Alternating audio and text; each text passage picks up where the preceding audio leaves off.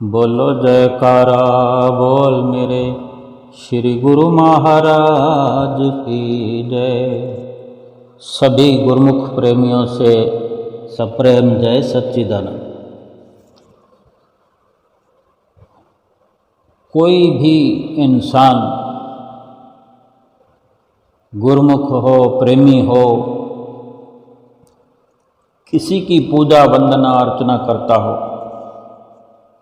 किसी का ध्यान लगाता हो, किसी प्रकार से भक्ति करता हो, पर मुख से, अपने मुंह से भक्ति शब्द का उच्चारण करता है। भक्ति शब्द के उच्चारण करने मात्र से ही एक दिव्य आनंद की अनुभूति होती है। भक्ति का नाम लेने से, और क्यों ना हो, भक्ति के नाम मात्र से ही आनंद की अनुभूति क्यों ना हो। भगवान के चरणों का प्रेम, उसके नाम सुमरन का अमृत रस, संत सेवा और सत्संग का अमर तत्व इसमें समाया हुआ है। भक्ति में भगवान से मिलाने वाले, भगवान के नज़दीक पहुंचाने वाली, साकार रूप प्रभु का दर्शन कराने वाली, प्रभु की अनुपम लीलाओं का रास रचाने वाली, उनकी परम प्रिय भक्ति ही तो है। इसीलिए ही भगवान के जो अनन्य भक्त होते हैं, परम प्रेमी होते हैं, संत जन और महर्षि जन होते हैं, लगातार वो नाम जाप अभ्यास द्वारा केवल एक भक्ति की ही मांग करते हैं। जब भगवान अकारण कृपा बरसाकर प्रेमियों को सांसारिक और दैविक वस्तुओं का वरदान देना चाहते हैं, तब उनकी हार्दिक मांग और विनय फरियाद प्रार्थना यही होती है कि प्रभु, आपने अपनी परम प्रिय वस्तु का नाम ही नहीं लिया। हम जीव अधिकारी नहीं, आप तो असीम कृपाधारी परोपकारी हो। दीजिए प्रभु, अपनी उसी अचल भक्ति का वरदान दीजिए। जो सेवक होते हैं, जो अनन्य प्रेमी होते हैं, गुरुमुख होते हैं, उन्हीं के मन में इस प्रकार का भाव होता है कि कोई भी वरदान मिल रहा हो तो उनकी जो आस होती है वो केवल यही होती है कि भक्ति मिल जाए। भगवान हर प्रकार की अगर वस्तुओं का हर प्रकार से कोई वरदान देना चाहें तो भक्त का जो ख्याल होता है, भक्ति प्राप्त करने की जो इच्छा होती है, उसी के कारण ही उनकी नज़र भक्ति पर टिकी रहती है कि सब कुछ वरदान देने को भगवान ने कहा, परंतु भक्ति का जिक्र भगवान ने नहीं किया। इसलिए वो अपनी फरियाद पुकार करते हैं कि आप तो असीम कृपाधारी हो प्रभु, अपनी अचल भक्ति का ही वरदान दीजिए अगर आप देना चाहते हैं। ये सेवकों के हृदय के अंदर, गुरुमुख प्रेमियों के हृदय के अंदर इस प्रकार की मांग हर पल उठती रहती है, इस प्रकार का विचार बना रहता है। तभी तो सतगुरु से केवल और केवल भक्ति की याचना करते हैं, भक्ति की मांग करते हैं, और भक्ति के प्राप्ति करने के लिए सब यत्न साधन सतगुरु ने भी अपने सेवकों के लिए बनाए हैं, और सेवक भी उसी प्रकार से ही चित्त लगाकर यत्न करते हैं जिससे सतगुरु से उस भक्ति की मांग का वरदान पूरा किया जाए और अपना जो मनोरथ है वो भी पूरा हो जाए। इस भक्ति की मांग के लिए भगवान शिव जी भी श्री रामचंद्र जी महाराज जी की स्तुति करते हैं। श्री रामचरितमानस में उत्तरकांड में वर्णन आया है अवलंब भवंत कथा जिनके, प्रिय संत अनंत सदा तिनके। नहीं राग न लोभ न मान मदा, तिनके समवैभवा विपदा। एहि ते तव सेवक होत मुदा, मुनि त्यागत जोग भरोस सदा। कर प्रेम निरंतर नेम लिए, पद पंकज सेवत सुध हिये। सममान निरादर आदर ही, सब संत सुखी विचरंत मही। क्या स्तुति, क्या प्रार्थना भगवान शिव जी श्री रामचंद्र जी महाराज के चरणों में कर रहे हैं। भगवान शिव जी भक्ति की चाह रखने वाले, भक्ति के जो चाहक हैं, जो प्रेमी अपने हृदय में भक्ति की चाह लिए हैं, उनके लिए विनय कर रहे हैं भगवान शिव। क्या विनय करते हैं कि जिन्हें आपकी लीला कथा का आधार है, कि जिनको, जिन गुरुमुखों को, सेवकों को आपकी कथा और आपकी लीला का ही ओट आसरा है, उनको संत और भगवान प्रिय लगने लगते हैं। उनमें न राग है, न लोभ है, न मान और न मद। उनको सुख दुख दोनों एक समान है। इसीलिए मुनि लोग योग का भरोसा सदा के लिए त्याग देते हैं और प्रसन्नता के साथ आपके सेवक बन जाते हैं। वे प्रेम पूर्वक नियम लेकर निरंतर शुद्ध हृदय से आपके चरण कमलों की सेवा करते हैं। आदर और निरादर को एक समान समझकर वे सब संत सुखी होकर पृथ्वी पर विचरण करते हैं। फिर से वचन है उत्तरकांड में ही, मुनि मानस पंकज भृंग भजे, रघुवीर महारन धीर अजय। तब नाम जपामि नमामि हरि, भव रोग महागद मान हरि। गुणशील कृपा परमायतनम, प्रणामामि निरंतर शीरमनम। रघुनंदन निकंदय द्वंद्वघनम, महिपाल विलोकय दीन जनम। विनय करते हैं कि हे मुनियों के मन रूपी कमल के भ्रमर, हे महान शूरवीर अजय श्री रघुवीर जी, मैं आपका नाम जपता हूँ, आपकी शरण ग्रहण करता हूँ। आप जन्म मृत्यु रूपी रोग की महान औषधि और अभिमान के शत्रु हैं। आप जन्म और मृत्यु रूपी जो रोग है, उस रोग की महान दवा और अभिमान के दुश्मन हैं। आप गुण, शील और कृपा के पहले स्थान हैं। आप ही जन्म मरण सुख दुख राग द्वेष आदि द्वंद्व सारे झुंड के झुंडों का नाश कर दीजिए। इस दीन जन पर कृपा दृष्टि डालिए।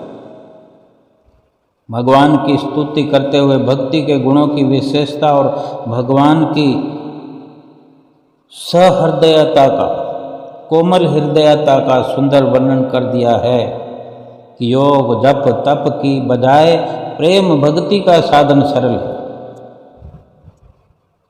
प्रेम भक्ति में संत सेवा, सत्संग और प्रभु लीलाओं का गुणगान और दर्शन ध्यान जिन प्रेमियों के मन में वास करता है, उनके अंदर में राग द्वेष मान सम्मान का स्थान बचता ही नहीं।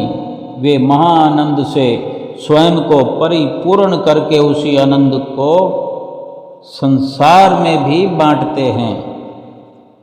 मुनिजन भी आपके इसी परम सुख को पाने के लिए सेवक बनना चाहते हैं, अर्थात सेवक का पद, एक प्रेमी का पद, भगत का पद मुनियों की तपस्या से कहीं बढ़कर है, बहुत ऊपर है। नाम सुमरन भव रोग की दवा है। नाम सुमरन ध्यान भजन अभ्यास करते हुए जब रिद्धि सिद्धि का प्रादुर्भाव होने लगता है तो उस शक्ति के आने पर अहंकार का उदय होना भी जरूरी है। परंतु भगवान अभिमान के दुश्मन हैं, अर्थात भक्ति की संपदा को लूटने के लिए अभिमान सिर उठाएगा तो भगवान उसकी सुरक्षा के लिए, अभिमान को दूर करने के लिए अपना कोई ना कोई कौतुक अवश्य रचाएंगे। भक्ति पथ पर चलते हुए संतों, भक्तों और ऋषि मुनियों के कितने उदाहरण शास्त्रों में वर्णित हैं। बहुत प्रकार से शास्त्रों में वर्णन हुए हैं कि उनकी अहंता को दूर करने के लिए भगवान ने कैसे कैसे कौतुक रचाए हैं। मुनि नारद जी के तपोबल का अहंकार दूर करने के लिए, मिटाने के लिए भगवान ने माया नगरी की रचना कर विश्व मोहिनी का रूप बनाकर उन्हें उस गर्त में गिरने से बचाया। बाबा फरीद को एक पतिव्रता स्त्री द्वारा चिड़ियों के मारने और जीवित करने का प्रसंग सुनवाकर उसे मार्ग पर फिर से लगाया। मुनि विश्वामित्र जी द्वारा गुरु वशिष्ठ जी की हत्या करने के लिए उद्यत होने पर मुनि विश्वामित्र जी की अपनी ही महिमा का बखान सुनाकर इस पाप से बचाया। ऐसे अनेकों प्रमाण हैं कि जो भक्ति पथ पर केवल एक भगवान का ही आसरा रखते हैं, भगवान की ही जिसको ओट है, भगवान का ही सहारा है और भक्ति केवल भगवान की भक्ति में चित लगाते हैं तो भगवान पग पग पर सहायक बनकर उनकी रक्षा करते हैं। भगवान श्री राम जी के परम भक्त हनुमान जी के मन में सूक्ष्म भाव से अहंकार ने जन्म लिया कि मेरा जो कार्य है, मेरे जैसा महान सेवक और कौन हो सकता है। इस प्रकार अहंकार ने जन्म लिया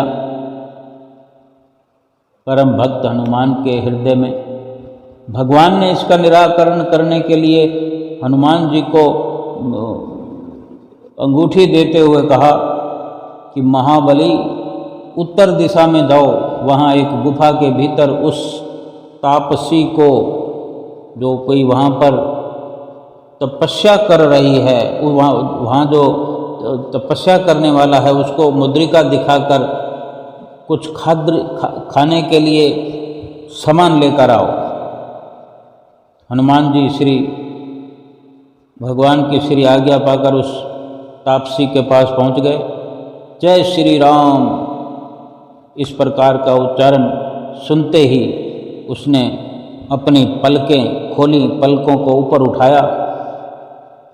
आश्चर्यचकित हनुमान जी ने श्री राम जी की आज्ञा सुनाई और उसने उत्तर दिया। तापसी ने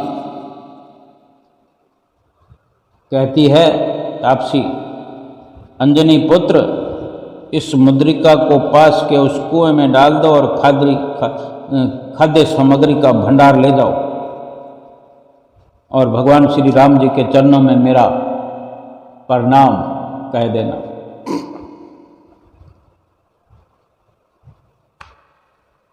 तो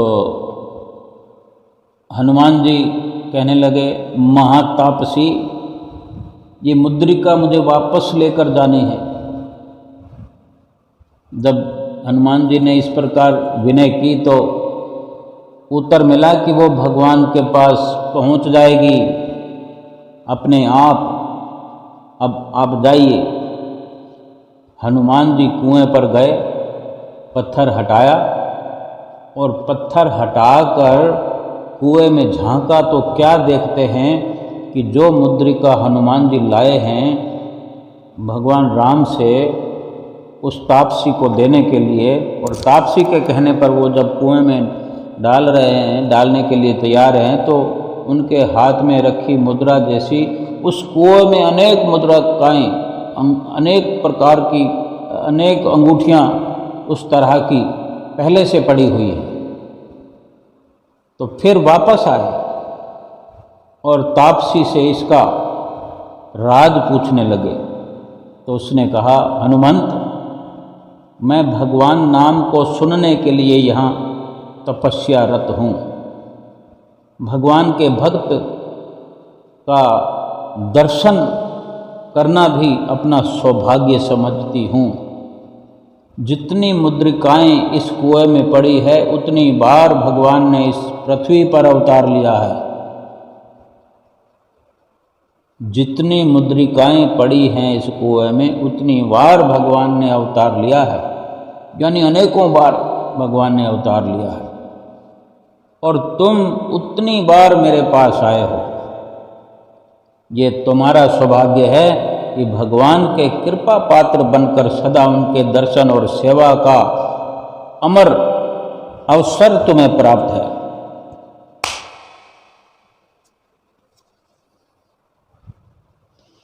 हनुमान जी को अपने अहंकार का भान हुआ।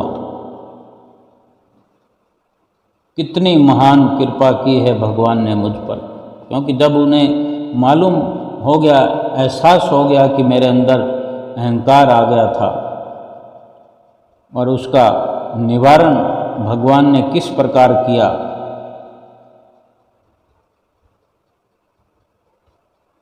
और इस प्रकार जानते हुए भगवान को बहुत बहुत बार शुक्राना किया, नमन किया। मैं न कोई जप, न तप, न योग आदि कुछ भी नहीं करता हूँ। वे भगवान श्री राम जी के चरणों में पहुँचे तो क्षमा याचना करके और सेवा कार्य में लीन हो गए। अनन्य भक्त की भक्ति को सुरक्षित रखने के लिए भगवान उसे सतपथ पर लगाते हैं। तो अनन्य भक्त भी सदा उनके चरणों में यही प्रार्थना करता है और करनी चाहिए।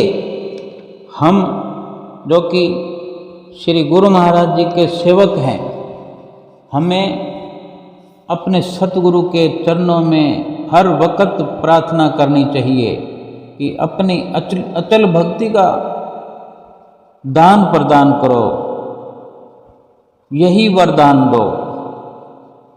एक और भी जगह कथन है, वो वर कौन मंगो तुम ते हर जी, फिर नहीं रहे जग भीतर कोई, नहीं राज रहे गजबाज रहे, तन लो मिट जाई पिखों जग जोई, बिन ते पद पंकज लहे न कहूँ सुख, जो नर दौर फिरे त्यू लोई, पद मंजुल जो सन कादि भजें, तिनकी प्रभु सेव द्विजय मन सोई।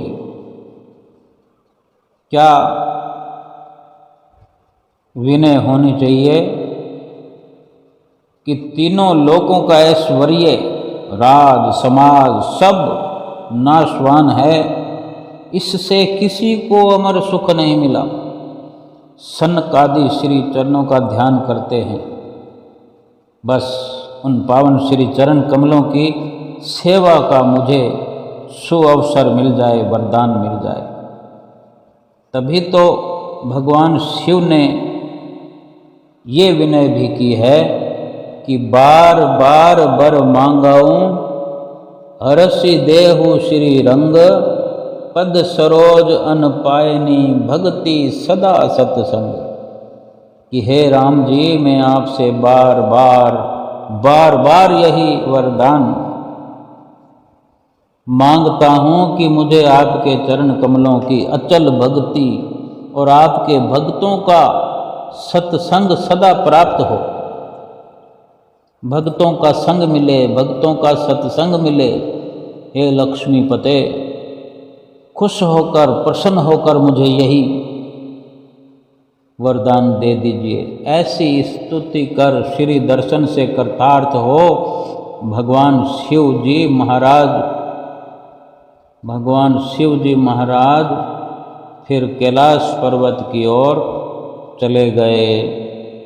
सतपुरुष हमें इसी भक्ति के साधन ही तो हमें नित्य प्रति याद दिलाते हैं, जो हमें 5 नियमों के बारे में रोज नित्य प्रति समझाया जाता है, सिखाया जाता है, प्रेरणा दी जाती है। ये 5 नियम इसी भक्ति के अंग है, इसी भक्ति का ही हिस्सा है। इनको अपनाने से, इनको मनन करने से, इन पर अमल करने से भक्ति का वरदान अपने आप मिल जाता है। क्यों कि ये श्री सतगुरुदेव महाराज जी की आज्ञा से, हमें उनकी प्रेरणा से, उनकी मौज से, उनकी खुशी से उन्होंने हमें ये बख्शिश किए हैं 5 नियम कि इनकी पालना नित्य प्रति करनी ही करनी है। और 2 घंटा भजन अभ्यास, और जो महापुरुषों के मुख से जो आदेश हो नित्य प्रति का, अवल तो हम गुरुमुखों को एक बार ही सुन करके अपने आप से उस कार्य में, उस अमली कार्य में अपने आप लगे रहना चाहिए। और फिर भी कोई भूल चूक हमसे होती है तो श्री सतगुरु दाता दीनदयाल महाराज जी ने अब तो इतनी सरल व्यवस्था की है, इतना उपकार नित्य प्रति कर रहे हैं कि इन नियमों को नित्य प्रति रोज का रोज बिना नागा याद दिलाते हैं। संसार में कोई ऐसा परोपकारी नहीं, कोई ऐसा दयालु नहीं, कोई दयावान ऐसा नहीं जो हम पर, हमारी जीवात्मा के लिए इतना हम पर उपकार करे। इतनी बड़ी भलाई करने वाला दुनिया में और कोई नहीं, केवल और केवल हमारे श्री सतगुरुदेव महाराज जी हैं। और भक्ति को इतना सरल तरीके से प्राप्त करने का शुभ अवसर हम गुरुमुखों को मिला हुआ है, इतना सहज में कि उसके बदले में तो कुछ देना ही नहीं है। अगर ये पालना करनी है तो इसके बदले में भी कुछ मिलना है। इस मांग को हम करते हैं तो उसके बदले में भी कुछ मिलता है। अगर इस प्रकार का वरदान हम श्री गुरु महाराज जी से मांगते हैं, भक्ति की याचना करते हैं, भक्ति की मांग करते हैं, तो भक्ति तो मिलती ही है, भक्ति के तरीके मिलते ही हैं, साथ में आशीर्वाद मिलता है, सुखी होने का वरदान मुफ्त में मिलता है। फिर जो इन नियमों पर अमल करते हैं, सतगुरु के वचनों पर अमल करते हैं, उससे जो भक्ति संपूर्ण तौर पर मिलती है, उस भक्ति का जो दीप जगता है हृदय के अंदर, जो प्रकाश होता है भक्ति का, भक्ति रूपी मणियों का जो प्रकाश हो जाता है हमारे हृदय के अंदर, वहाँ जो चिरकाल से, जन्म जन्मांतरों से, युगों से जो वहाँ अंधेरा है और विकारों का जमावड़ा है, गंदगी है, वो सब का सब इस प्रकार के प्रकाश से, वचनों के प्रकाश से, भक्ति रूपी मणियों के प्रकाश से, भक्ति का दीपक जलने से, भक्ति की ज्वाला जलने से, और मन के अंदर ऐसी भक्ति की ज्वाला धधकने लगती है कि केवल वहाँ पर भक्ति ही टिक पाती है। श्री गुरु महाराज जी का बख्शा हुआ नाम ही वहाँ ठहर पाता है। बाकी जो कलह कलेश विकार जन्मांतरों के जो दुख कलेश भरे हुए पड़े होते हैं, जो भी अंधकार होता है, सब का सब जल कर नष्ट हो जाता है। इतनी आसानी से और इतनी सरलता से हमें सतगुरु भक्ति प्रदान कर रहे हैं, भक्ति का दान कर रहे हैं, वरदान में दे रहे हैं भक्ति। इससे बढ़कर हमारा क्या सौभाग्य हो सकता है, हमारा क्या कर्तव्य बनता है। इतनी सरलता से मिलने वाली वस्तु की अगर हम निरादर कर देंगे, ऐसी बख्शिश का हम निरादर करेंगे, उसको नज़रअंदाज कर देंगे, इतना लाभकारी जो सौदा हो, इतने लाभ की जो वस्तु हो, इतनी कीमत की, इतने पावर की कोई वस्तु हो, अगर उसकी साज संवार नहीं करेंगे और उसके छिन जाने पर, समाप्त हो जाने पर, नष्ट हो जाने पर उसका खामियाजा फिर हम ही को भुगतना पड़ेगा। और उसका खामियाजा, उसका जो उसकी जो सज़ा है या उसको आदर ना करने के कारण, उस गफलत के कारण, लापरवाही के कारण जो उसके बदले में दुख होगा, वो फिर 84 लाख योनियाँ ही हैं। एक एक शब्द को सतगुरु के अपने हृदय में बसा करके, अपने रोम रोम में बसा करके इस प्रकार से उनके वचनों पर अमल करना हमारा परम कर्तव्य है।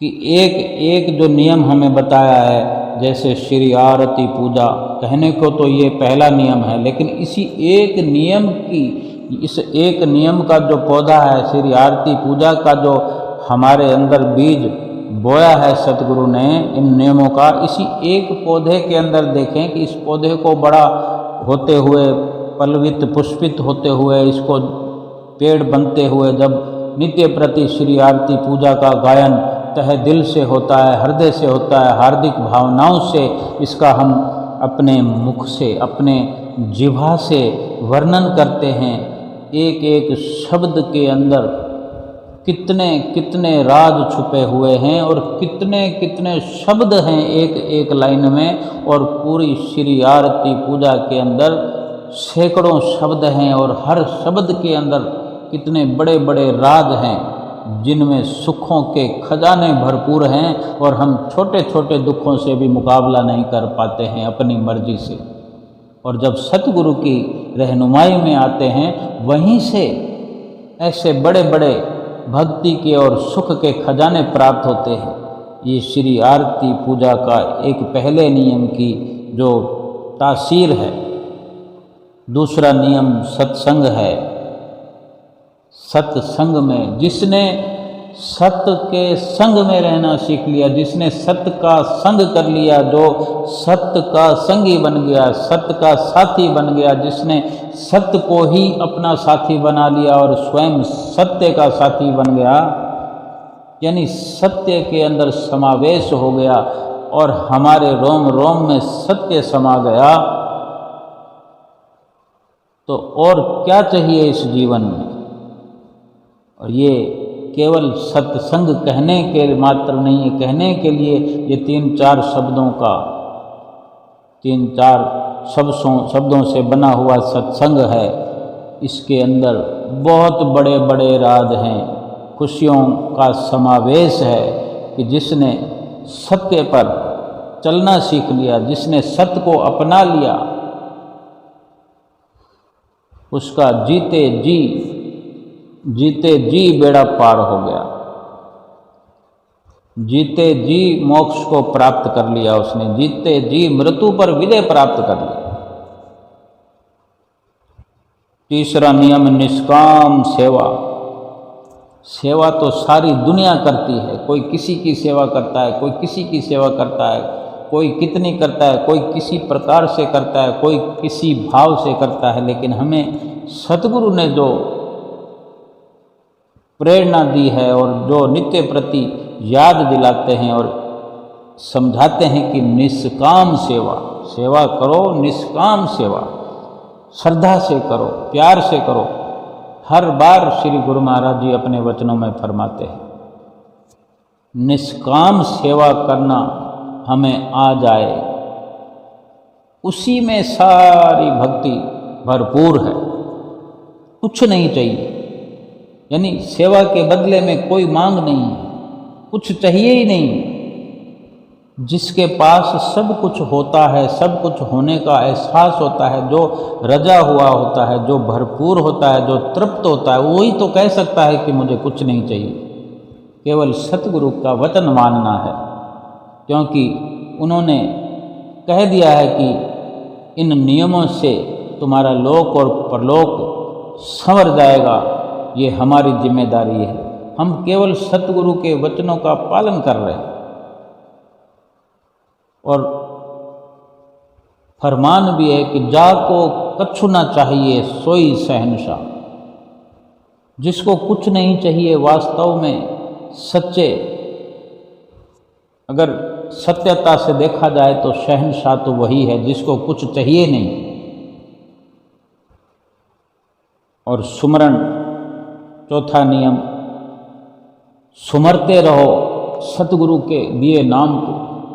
सतगुरु की जो बख्शिश की हुई नाम की पूंजी है उसको सुमरते रहो, उसी का सुमरण करते रहो, उसी को याद करते रहो। संसार से निर्लेप होने का कितना सुंदर तरीका सतगुरु ने हमें रास्ता बताया है, तरीका बताया है कि जब सतगुरु के नाम को ही सुमरते रहेंगे तो सारी दुनिया का सुमरण करने से बच जाएंगी। और जिनका संसारिक सुमरण समाप्त हो जाएगा और अपने सतगुरु के बख्शे हुए नाम का ही सुमरण हर वक्त हर पल होता रहेगा, तो उसी प्रकार के विचार बनेंगे, उसी प्रकार के संस्कार बनेंगे। वही संस्कार बीज रूप बन करके फिर जब बीज बोए जाएंगे, पल्वित पुष्पित होंगे, तो रोम रोम में सतगुरु का ही नाम उच्चारण होता हुआ हमें सुनाई देगा। और पांचवा है दर्शन ध्यान। आँखों से हर वक्त खुली आँखों से, बंद आँखों से अपने सतगुरु इष्ट देव परमात्मा का दर्शन करते रहें, ध्यान करते रहें, दीदार करते रहें। आँखों के अंदर मनोहारी छवि को बसाते हुए हर वक्त अपने अंतर मुख में, अंतर मन में गोता लगाते रहें। बार बार कभी अंदर कभी बाहर केवल और केवल सतगुरु के ही दर्शन हमें होते रहें, तो कोई भी ऐसा कारण नहीं कि हमें जीते जी मोक्ष का एहसास ना हो। हम अपने आप को इसी जन्म में मुक्त हुआ अपनी आँखों से देखने लगेंगे कि जब कोई भार नहीं, जब कोई मन चित्त में संसार नहीं, दुनिया से कोई प्यार नहीं, और संसार में भी रह रहे हैं, संसार में रहकर न किसी से प्यार है, न किसी से कोई सरोकार है, उसी गुरुमुख का सही मायने में इस जीवन में बेड़ा पार है। बोलो जयकारा बोल मेरे श्री गुरु महाराज की जय।